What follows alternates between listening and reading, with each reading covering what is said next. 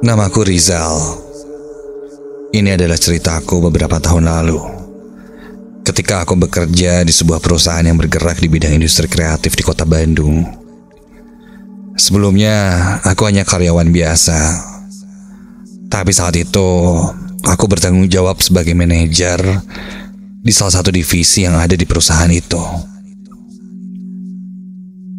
Malam itu perusahaan tempatku bekerja mengadakan general meeting untuk membahas kinerja selama setahun ke depan dan juga beberapa hal yang sudah kita jalankan sebelumnya. Rapat itu dilaksanakan di salah satu hotel yang berada di sekitaran pertengahan kota Bandung. Hotel yang tidak terlalu besar dan mempunyai arsitektur klasik modern. Ada fasilitas kolam renang di sana dan juga tempat parkir yang jika dilihat tidak terlalu luas, di mana parkiran mobil dan motor berada di lantai yang sama. Rencananya meeting akan berlangsung Sabtu sore hingga Minggu pagi. Aku pun bergegas dari rumahku mengendarai sepeda motor. Ya maklum, meskipun titelku adalah manajer saat itu, tapi bisa dibilang penghasilanku belum terlalu mapan untuk langsung mengganti kendaraan menjadi mobil. Lagi pula tidak enak oleh teman-temanku yang lain.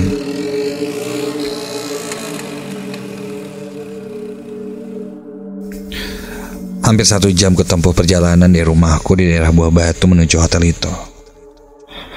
Bandung di akhir pekan seperti biasanya selalu macet di mana-mana. Untung saja aku tidak telat dan masih punya waktu untuk melakukan persiapan di kamar hotel. Sore menjelang petang, agak terburu-buru aku masuk ke dalam lift.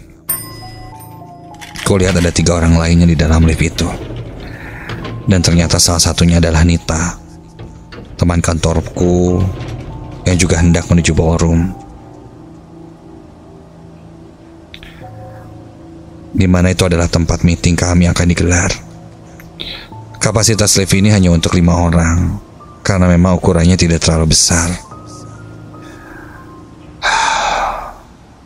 Coba saja perusahaanku agak bonafit sedikit, mungkin akan memilih hotel yang lebih bagus. Ya, bagaimana lagi? Ini mungkin sudah sesuai budget mereka. Sudahlah. Karena tidak ada yang naik lagi ke lift, aku pun tutup pintu lift itu. Namun, tiba-tiba saja ketika pintu lift itu tertutup, tiba-tiba alarm lift itu tiba-tiba saja berbunyi dan muncul tulisan di lift itu bahwa lift ini kelebihan beban. Aku dan Nita saling bertatap. Juga satu orang yang ada di lift itu yang tidak aku kenal. Nah, apa ya? Padahal kita hanya bertiga, dan dari berat badan pun tidak mungkin sampai melebihi kapasitas lift ini. Belum sempat terjawab pertanyaan itu, tiba-tiba lampu lift ini mati. Dan tak lama kemudian lift ini seperti sedikit anjlok.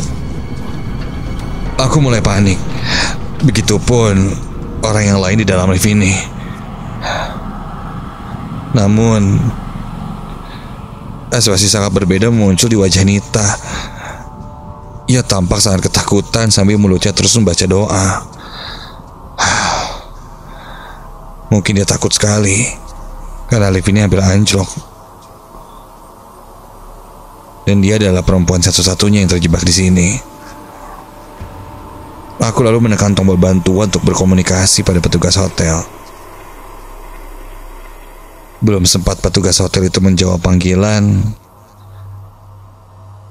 tiba-tiba lift itu kembali beroperasi dengan normal. Kami pun heran bercampur lega. Buru-buru aku dan Nita keluar dari lift itu dan lebih memilih memakai tangga saja. Aku sedikit kesal dan mengumpat tentang fasilitas hotel yang kurang memadai ini. Singkat cerita, kami pun larut dalam meeting hingga waktu pun berlalu menuju malam. Hampir tengah malam, kami harus menyudahi agenda meeting saat itu yang sebenarnya belum rampung dan kembali ke kamar masing-masing.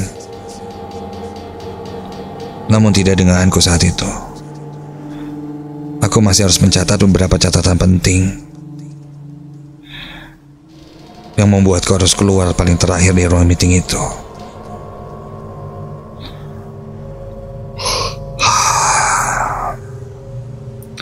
Meskipun ngantuk, aku coba untuk tetap konsentrasi mengerjakannya, biar besok tidak menumpuk. Hingga tak sadar ketika aku lihat sudah jam 12 malam.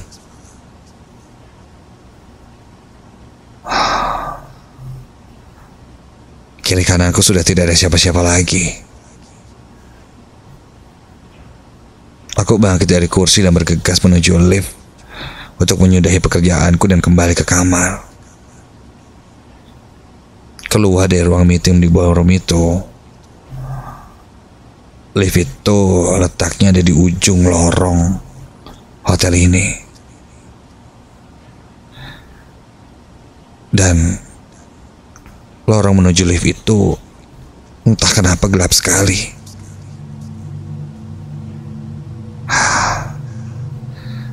Aku curiga ini memang karena lampu di lorongnya rusak. Karena tidak mungkin pihak hotel membiarkan lorong menuju lift ini gelap. Bisa-bisa pengunjung tertabrak atau jatuh. Melihat lorong yang lampunya mati itu membuatku semakin tidak respect dengan hotel itu. Jangankan lampu, lift aja rusak dengan gangguan kayak tadi. Pusing deh. Jarak dari tempatku berpijak ini menuju lift sebenarnya tidak terlalu jauh, hanya beberapa meter saja. Tapi entah mengapa, semakin aku melangkah, lift itu seperti semakin jauh. Entah hanya mungkin sugestiku saja. Sudahlah.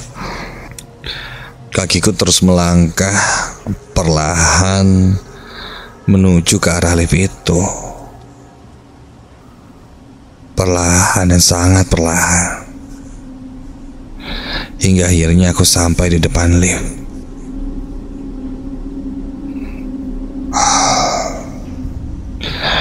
Aku segera tekan arah panel yang ada di lift itu. Dan lampu indikator pun menyala. Ada lift yang menuju ke arahku sekarang.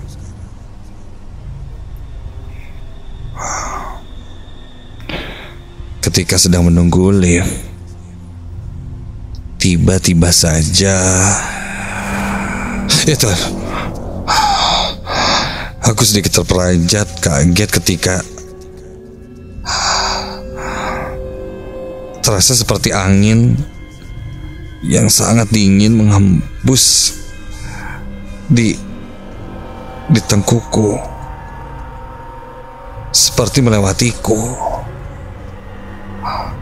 Kontan membuat bulu kuduku berdiri, merinding. Hingga pintu lift pun terbuka. Aku buru-buru masuk ke dalam lift itu dan menekan tombol menuju lantaiku.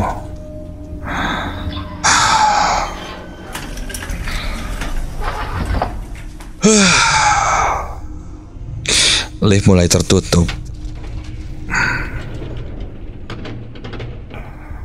Entah kenapa saat itu kurasa sangat panas sekali.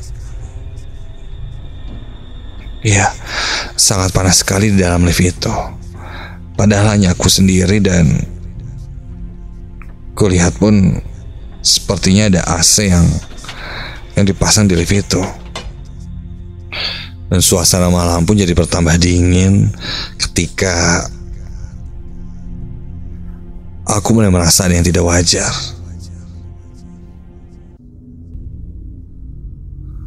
Tiba-tiba saja nafasku terasa sesak. Sejak ada di dalam lift itu.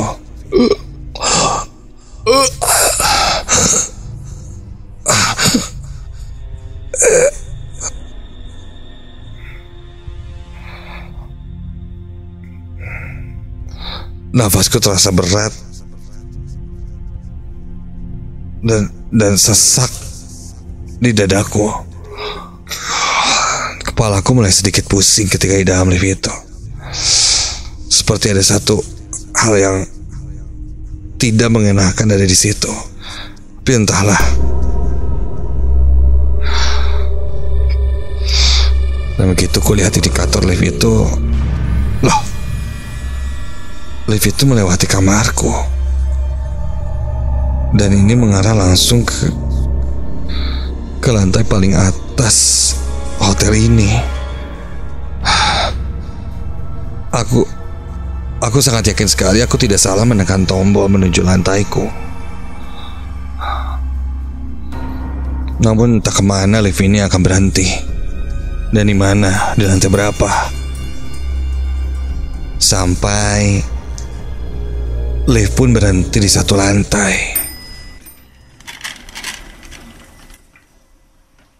Tak jelas lantai berapa. Karena ketika lift berhenti,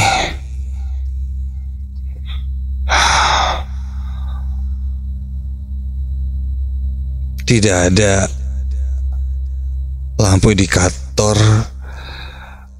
yang menyala di panel-panel lantai di lift itu.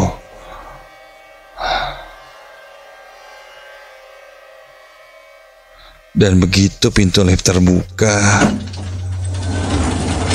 astaga,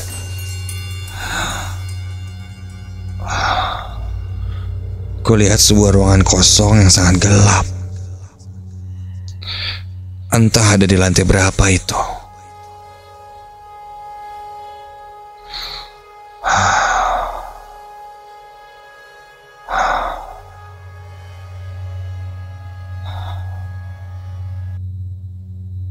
Dari ruangan itu tercium bau yang sangat tidak sedap. Baunya aneh sekali. Seperti bau gosong atau benda-benda yang dibakar.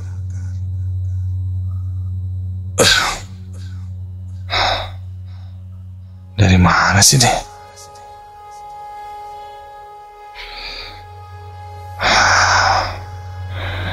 Di ruangan itu tidak kulihat apapun karena gelap sekali. Hingga tiba-tiba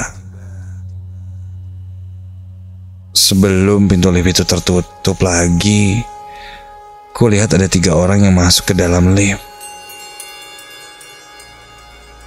Masih menggunakan pakaian kantor. Ada 2 orang pria dan seorang wanita. Mukanya nampak kelelahan. Yang perempuan kulihat kantong matanya menghitam. Sepertinya habis kerja lembur.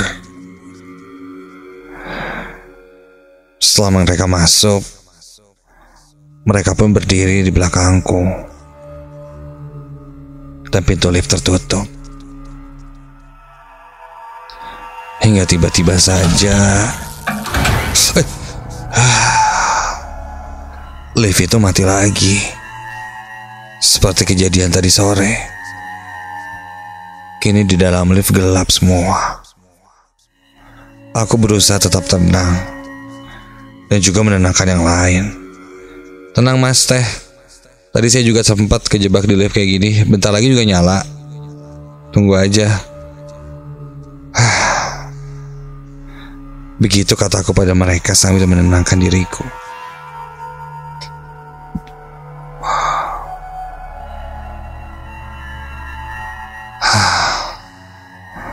Sesak sekali. Ya, di dalam ruangan lift itu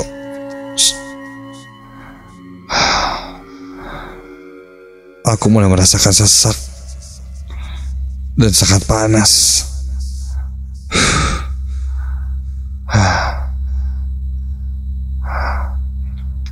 Hingga tak lama kemudian lampu lift menyala kembali. Dan begitu menyala, astaga, loh,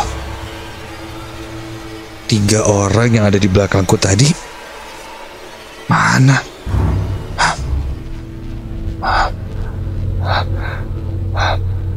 Jelas tadi ada 3 orang karyawan lain yang berdiri di belakangku.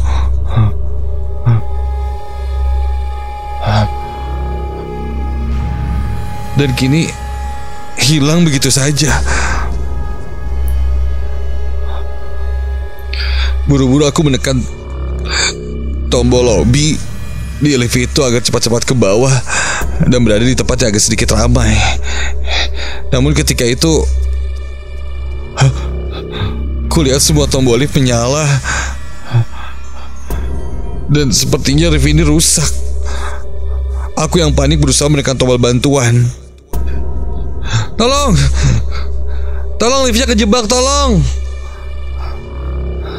Aku tekan tombol suara itu agar suaraku terdengar. Tolong! Saya terjebak di lift, tolong! Hingga tiba-tiba dari speaker di dalam lift itu terdengar bunyi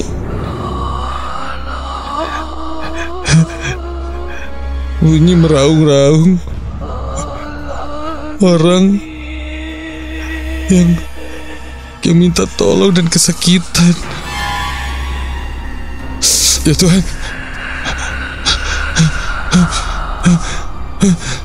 suara apa itu? Aku segera menekan tombol pintu lift akan segera terbuka. Dan ketika pintu itu terbuka, tanpa pikir panjang aku langsung keluar dari lift itu. Dan begitu aku keluar, ya Tuhan, astaga, ini di mana?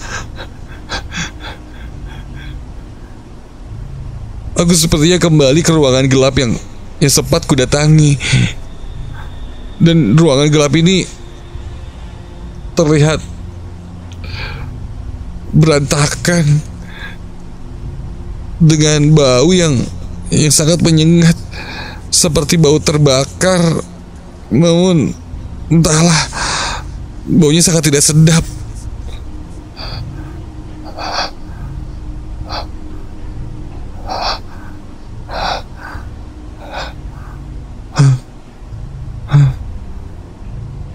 Sesekali kulihat seperti ada orang-orang yang sedang berdiri melihat ke arahku. Dan ketika aku sadar, seluruh ruangan ini gelap dan hitam seperti bekas kebakaran.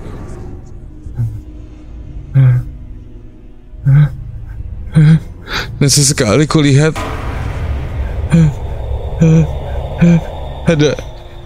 ada sesuatu yang menabrakku dari depan.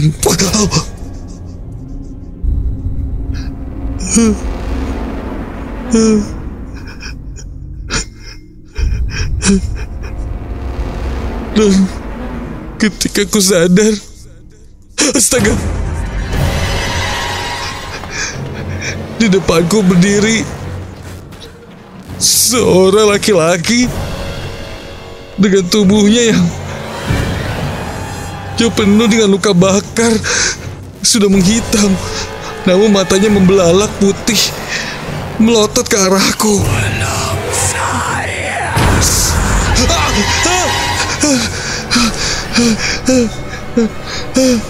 Seketika itu tubuhku terasa lemas dan kepalaku pusing sekali, hingga akhirnya aku tidak sadarkan diri.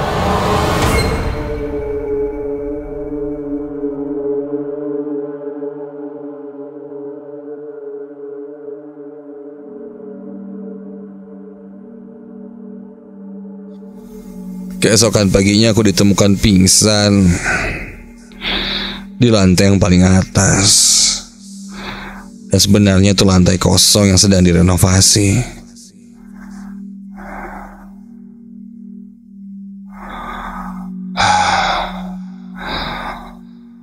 Petugas keamanan yang menemukanku terlentang di situ. Dia lalu membawaku ke pos. Aku pun lanjut bercerita. Apa yang ku alami semalam.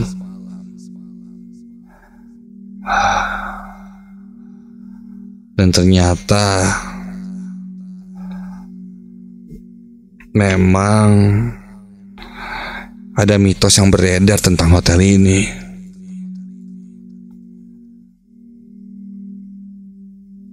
Katanya dulu pernah terjadi kebakaran di hotel ini sampai memakan korban jiwa. Setelah beberapa lama kemudian, hotel ini kembali direnovasi dan kembali dipakai oleh umum. Namun para pengunjung sering sekali mengeluhkan mendengar suara orang yang berteriak kesakitan dan menangis. Sejak itu, hotel ini jadi terkesan seram. Sepertinya arwah penasaran yang ada di sini berniat meminta tolong untuk disempurnakan, bukan untuk menakuti. Nah, mungkin mereka tidak sadar bahwa mereka sudah tidak hidup lagi.